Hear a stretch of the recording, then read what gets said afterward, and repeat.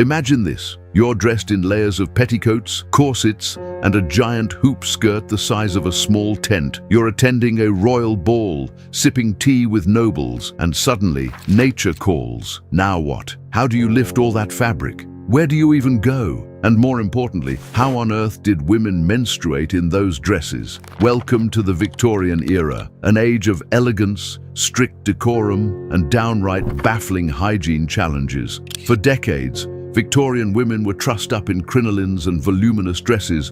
Queen Victoria herself was a fashion icon of this style. These puffy garments symbolized ideals of femininity, grace, and decorum. But beneath the grandeur lay a daily struggle most history books don't mention. In the early Victorian era, flushing toilets and underground sewers were nothing but a fantasy. Europeans hadn't yet embraced the very concept of the toilet. And when nature called, well, you answered wherever you were. The old saying, when you gotta go, you gotta go. That was just a fact of life. With no indoor plumbing, people relieved themselves wherever they could, behind trees, in open fields, or right inside their homes. Yes, you heard that right, inside. Ever heard someone say they didn't have a pot to piss in? That wasn't just a colorful insult, it was a brutal reality. The pot referred to a chamber pot, a simple bowl used for collecting urine and feces. If you didn't own one, your only option was to step outside and hope for privacy. And the streets? They reeked. Victorians tossed the contents of these pots straight out the window, right onto the cobblestones below. High-heeled shoes and umbrellas weren't just fashion statements. They were survival gear in a city where the sky could rain waste. The chamber pot, often called a jerry in British slang, was a household staple. It came with a lid, and once it was used, the lid was sealed tightly. That lid wasn't for courtesy. It was a warning. This pot is full. Approach at your own risk. In the grand homes of the Victorian elite, nobles and royals, you'd never see a chamber pot. But don't be fooled.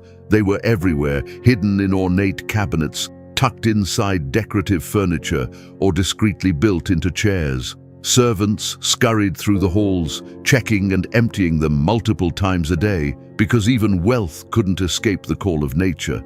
If you had money, your bathroom might be a private wooden bench with a chamber pot tucked inside. But no matter how elegant the home, one question lingered. Where did all that waste go? Enter the garderobe, a medieval-style toilet built on the upper floors of buildings, often hanging precariously over streets or alleyways. When it was time to empty the pot, the answer was simple: open the window and toss. To avoid drenching unfortunate passers-by, a shout would ring out, "Gardez l'eau," French for "watch out for the water," a polite warning that something very impolite was about to fall from above. The stench, unbearable. Homes reeked, streets overflowed, and entire cities drowned in their own filth. Some streets had raised stone steps, so pedestrians could leap over the running waste. But here's the real kicker. During the Napoleonic and English Civil Wars, government agents went door to door collecting chamber pot contents. Why? Because urine, yes, urine, was refined into saltpeter, a crucial ingredient in making gunpowder. Your pee was quite literally fueling war.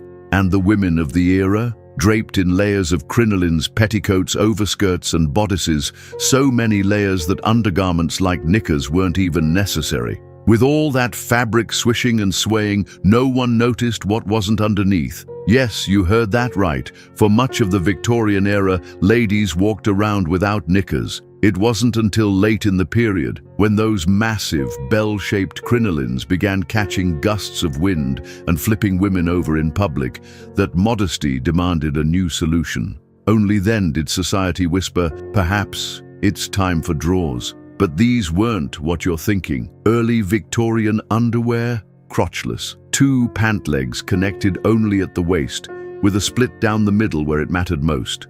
Overlapping flaps of cotton offered just enough coverage, until you squatted and they parted like curtains on a stage. Why? Because ladies weren't about to lift 20 pounds of petticoats, shifts, and skirts every time nature called.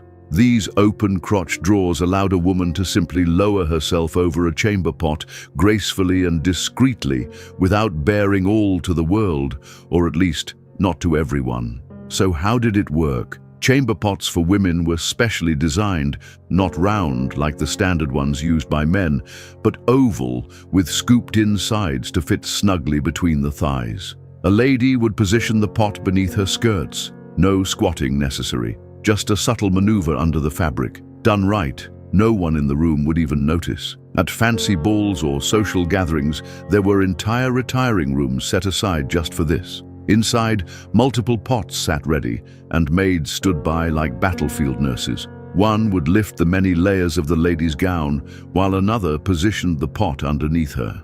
Afterward, a quick wipe with a damp cloth, and she was back to the ballroom as if nothing had happened.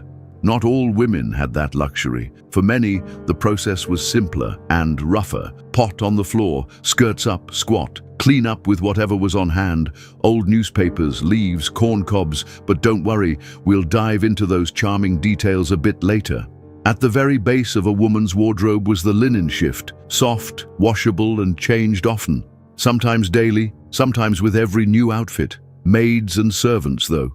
They wore far fewer layers and lived without the luxury of elaborate gowns or private retiring rooms.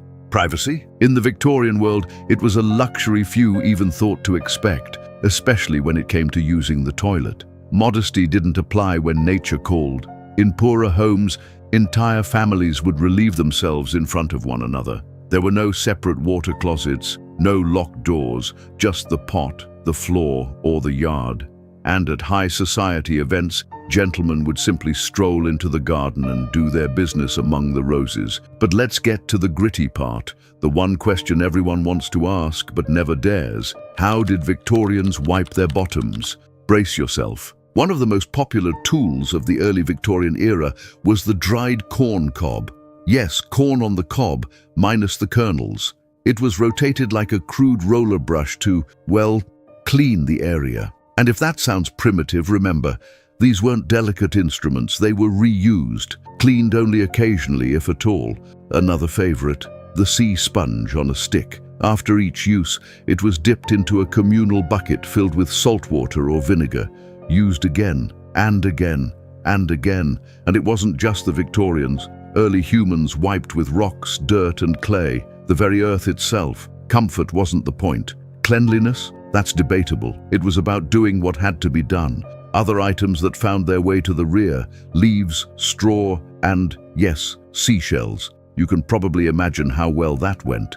As paper became more common and slightly more affordable, Victorians started turning to printed materials, newspapers, catalogues, even magazines. If you ever wondered what happened to last month's issue, it might have ended up in the chamber pot.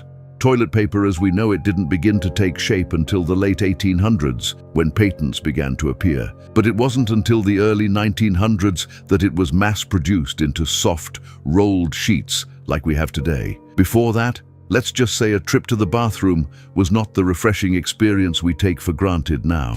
So, how exactly did Victorian women manage menstruation in those mountains of fabric and steel-caged crinolines? Well, first, it's important to know that Victorian women had fewer periods than women do today. Why? Three main reasons. Puberty started around the same time as now, between 12 and 14, but menopause often came early, sometimes in a woman's mid-30s. On top of that, poor nutrition and relentless physical labor meant many women had low body fat, which often led to irregular cycles. But fewer periods didn't mean no periods. And when that time of the month came, Victorian women faced it without a single pad, tampon, or disposable product. They got resourceful. Women didn't wear tight-fitting underwear. Instead, their basic undergarment was a linen shift, a long, washable layer that protected expensive dresses from body oils and stains. But when bleeding began, they turned to something called the T-bandage. Picture a primitive bikini bottom, tied at the waist and secured with a strip of cloth that ran between the legs. Inside it was packed with absorbent rags. If the woman was too poor for cloth, she might use moss, sheep's wool, or layers of grass. whatever she could find that would soak up the blood. These rags were not thrown away. They were washed, dried and used again and again, month after month. Women often had to change their tea bandage as many as 12 to 20 times a day, depending on their flow. It was exhausting, uncomfortable, and utterly necessary. On lighter days, some simply wore thicker petticoats, hoping the extra fabric would catch what needed catching. Later in the Victorian period, split-crotch drawers became common, but they offered almost no real protection. They were designed for ease of bathroom use, not for dealing with the mess of menstruation. And through it all, women were expected to remain graceful, poised, and utterly silent about what they were enduring. Pain, blood, odor, it all had to be managed beneath layers of silk, lace, and iron discipline. No one talked about it, but every woman lived it. So, how did Victorians wash those massive, floor-sweeping dresses? The ones with trains, lace, ruffles, and yards of velvet? They didn't. At least, not like we do today. Victorian laundry was an ordeal, a physically grueling, water-hauling, soap-scrubbing, back-breaking ritual. For many households, it was done only twice a year during what was grimly called the Great Wash. Imagine waiting 6 months to clean your clothing. That's not laziness, it's survival. You see, Victorian dresses weren't dropped into a washing tub with a splash of detergent. Full washings were rare and risky. Water and soap could ruin fine fabrics. So instead, women cleaned their dresses by sprinkling them with talcum powder, brushing off the dust, and along with it, the odor of sweat and skin. It didn't remove the smell, it just covered it. If a dress wasn't being worn, it was carefully folded and stored in cedar-lined trunks or closets designed to keep out moths and insects. These were treasures, not just clothing, but works of craftsmanship sewn with astonishing skill, detail, and the finest materials available. And yet, these garments were worn until they were threadbare, or until the stench was so overpowering it practically screamed before you even entered the room. But beneath those elaborate gowns, hidden from view, was the real shield against filth. Layers upon layers of washable undergarments, shifts, chemises, petticoats, crinolines. These absorbed the sweat and protected the valuable outerwear, and those could be scrubbed by hand in boiling water with harsh soap, often by overworked maids or laundresses.